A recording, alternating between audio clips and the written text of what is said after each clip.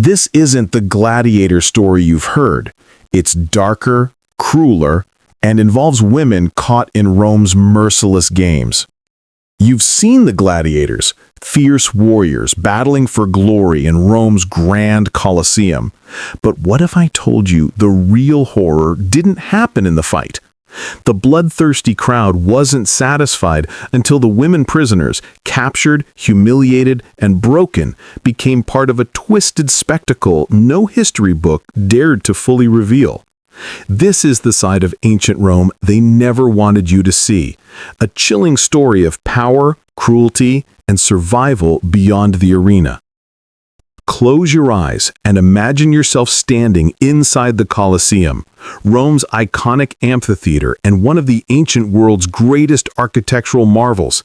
This massive oval arena could hold around 50,000 spectators, all buzzing with excitement, their voices merging into a deafening roar. The crowd's anticipation crackled through the air like electricity, eager for the brutal spectacles that would soon unfold. The sun beats mercilessly from above, heating the rough stone seats and turning the sandy arena floor into a furnace. Dust swirls in the hot grease, mixing with the sweat of thousands, and the sharp metallic scent of blood lingers in the air, hinting at the violence that has already stained the sands. At the center of this colossal stage stands a gladiator, but not a hero of legend, rather a man stripped of freedom, a slave or prisoner of war, forced into combat for the amusement of others. His muscles tense, his breath quick, each moment a precarious balance between life and death. Unlike the glorified champions we often imagine, these fighters were rarely masters of their fate. They were owned, trained, and controlled by their Venationes, gladiator trainers, their survival dictated by the whims of emperors, politicians, and the crowd. The gladiatorial combat itself was only part of the broader spectacle.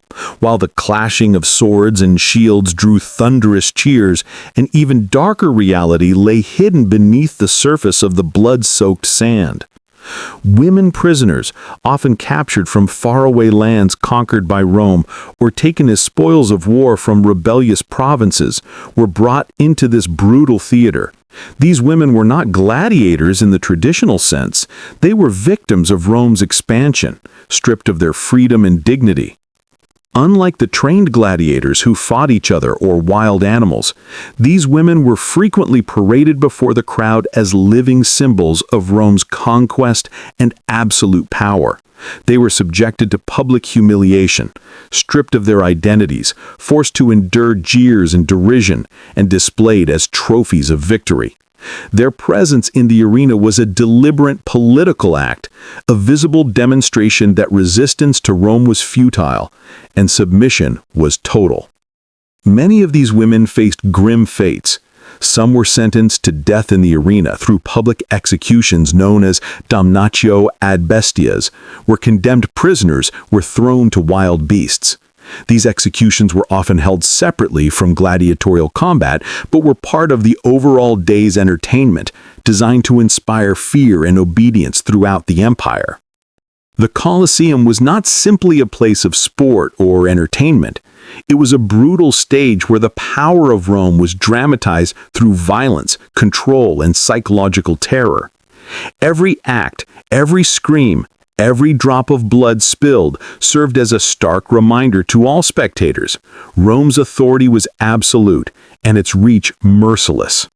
This was a world where cruelty was institutionalized and spectacle was used as a tool of dominance, a place where power was performed not through mercy or justice, but through humiliation, fear, and death. While the dramatic combat between gladiators captured the crowd's attention, the reality of what happened after victory was far more complex and often far darker. Victory in the arena did not guarantee freedom or honor for the gladiators.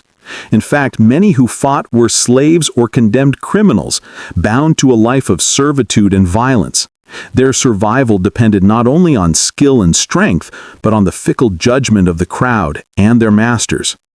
More chilling still were the public executions that frequently accompanied these games, a brutal practice known as damnatio ad bestias, or condemnation to the beasts. This grim form of punishment involved condemned prisoners, including men, criminals, and sometimes women, being thrown into the arena to face wild animals such as lions, leopards, or bears. These executions were a form of public spectacle, intended to terrify the populace and demonstrate the absolute power of Roman law. These executions were usually held separately from gladiatorial combat. They served as a stark warning against rebellion, treason, or serious crimes, reinforcing Rome's unyielding control over its subjects. Women prisoners condemned in this way often faced additional layers of humiliation. Before their deaths, they could be paraded through the arena in chains, stripped of clothing, and subjected to jeering from the crowd. This public degradation was designed to strip them of their identity and dignity, breaking their spirit in full view of thousands. Unlike popular myths or dramatized fiction, these executions were not ritual reenactments involving gladiators reenacting kills or forcing women prisoners into staged humiliations. Instead, specialized performers known as Venatores, trained hunters, were responsible for confronting wild beasts during Venationes, or animal hunts, and executions. Officials oversaw these punishments, ensuring that the spectacles ran according to strict protocols. Gladiators were trained primarily to fight other gladiators or, on occasion, wild animals, but they were not typically executioners of condemned prisoners. Their role was governed by a code of rules and the demands of their laniste, managers. Disobedience by gladiators, such as refusing to fight or follow orders, was met with harsh consequences, often brutal punishment or death. However, there is no reliable historical evidence to support claims that gladiators routinely enacted cruelty on women prisoners as part of a ritualized spectacle. In truth, the Roman arena was a complex world of entertainment, law enforcement, and social control, where executions were a terrifying tool of political power, but one carefully regulated and distinct from gladiatorial combat. This understanding challenges sensationalist stories and invites us to see ancient Rome's brutal spectacles in their full historical context, a society where cruelty was real, but not always as theatrical or personal as legend suggests. Among the most spectacular and brutal events in the Roman arena were the Venationes, or wild beast hunts, designed to showcase Rome's dominance over nature and its enemies. These games featured trained hunters, known as Venatores, battling dangerous animals like lions, bears, leopards, and wolves. What is less commonly known but well documented is that women also took part in these deadly spectacles. These female fighters, called Venatrices, were often slaves, prisoners, or captives from Rome's vast empire. They were trained to perform in these violent displays, sometimes facing the very beasts that symbolized Rome's enemies. One of the most notable recorded instances of women participating in Venationes occurred during the games held by Emperor Titus in 80 CE, which marked the opening of the Colosseum. Ancient reliefs and inscriptions provide evidence of female fighters in the arena, confirming that women's involvement was real, though relatively rare. However, it is important to emphasize that these fights were often symbolic displays of power, rather than constant lethal combat. Not all female Venatrices died in the arena. Many performances were choreographed for dramatic effect, balancing danger with survival. The popular modern notion that gladiators rescued women from attacking beasts is a myth without historical backing. Gladiators and Venatores were distinct roles, and no credible ancient source describes staged rescues of female combatants by gladiators. Additionally, there were rare occasions where women were forced to fight each other in the arena, but such matches were novelty acts, unusual spectacles designed to shock and entertain rather than routine events. These female versus female combats were not usually to the death and were more theatrical than brutal. Through these spectacles, Rome broadcast a clear message to its subjects. Rebellion, defiance, or any challenge to imperial authority would be met with ruthless punishment, regardless of gender. The arena was not only a place of physical combat, but also a stage for political theater, reinforcing the empire's absolute power through fear, violence, and spectacle. Gladiators were, in the vast majority of cases, slaves, prisoners of war, or condemned criminals thrust into a harsh existence defined by violence and control. Their lives were shaped by constant training, brutal combat, and strict discipline within the confines of the ludus, the gladiator training school. Popular culture often romanticizes gladiators as fearless heroes, but the truth was far harsher. These men were commodities owned by their lanista, gladiator trainers or owners, forced to fight for the entertainment of Rome's masses. Every match could be their last, and many did not survive the arena. Despite this brutal reality, the system offered rare opportunities for glory and even freedom. Gladiators who survived multiple fights could be awarded the rudis, a wooden sword symbolizing their release from combat duty.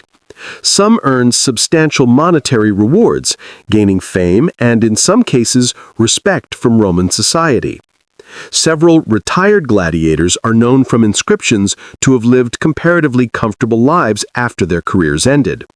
However, it is crucial to understand that gladiators were not free agents in matters of executions or punishment of prisoners.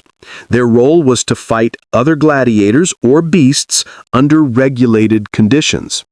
The execution of condemned criminals or prisoners, especially women, was typically handled by separate officials or performers trained for such duties, not the gladiators themselves. Furthermore, there is no reliable historical evidence supporting dramatic stories of gladiators publicly defying orders to carry out cruelty or facing severe punishment for acts of mercy toward prisoners. Such tales are likely fictional or exaggerated narratives designed for shock or entertainment rather than factual accounts. In essence, gladiators were trapped in a system that wielded them as instruments of violence, bound by discipline and fear, their fates controlled by those who owned and managed them. The popular image of gladiators and Roman games we inherit today has largely been shaped by the writings of elite Roman authors, such as Tacitus, Juvenal, and Suetonius. These accounts often celebrated the spectacle as a symbol of Roman virtue and power, but conveniently downplayed or omitted the brutal realities endured by slaves, prisoners, and marginalized groups. Among the lesser-known truths is the existence of female gladiators known as gladiatrices. Though archaeological findings, such as reliefs and inscriptions, confirmed their presence, these women were a rare exception and often viewed as scandalous or improper by the Roman elite. The participation of women in the arena provoked controversy, eventually leading to imperial restrictions and bans during the late Empire, highlighting the tension between popular entertainment and societal norms. Public executions and punishments were an integral and horrifying part of Roman spectacles. These often involved condemned criminals, rebels, and prisoners, including women, who faced death in the arena or were subjected to public humiliation. These executions, such as the damnatio ad bestias, condemnation to beasts, served as grim warnings to deter dissent and reinforce the absolute authority of Rome. While some historical records detailing the full extent of these practices have been lost or destroyed over time, a wealth of surviving evidence tells us much about Roman society's reliance on violence and control. Inscriptions, graffiti, and archaeological discoveries provide crucial insights, revealing that beneath the grandeur and pageantry lay a system built on fear, oppression, and cruelty.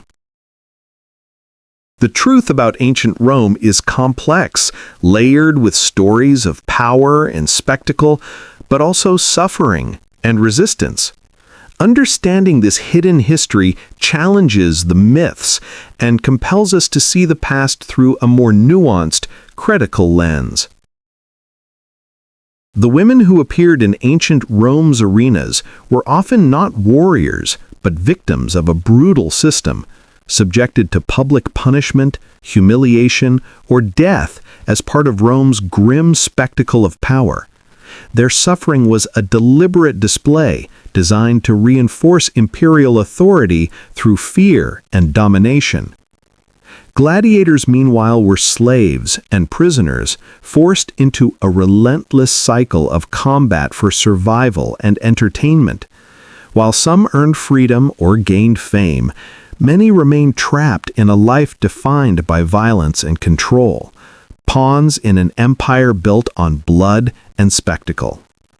Rome's grandeur and legacy, celebrated in stone and story, came at a staggering human cost. The broken bodies and silenced voices of the powerless, whose stories history too often overlooks.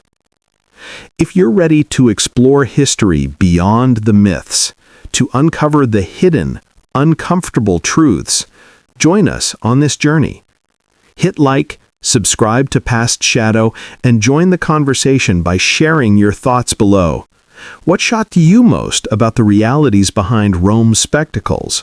Your voice matters. Together, we can shine a light on the shadows of history. Stay curious, stay brave, and stay in the shadows with PastShadow.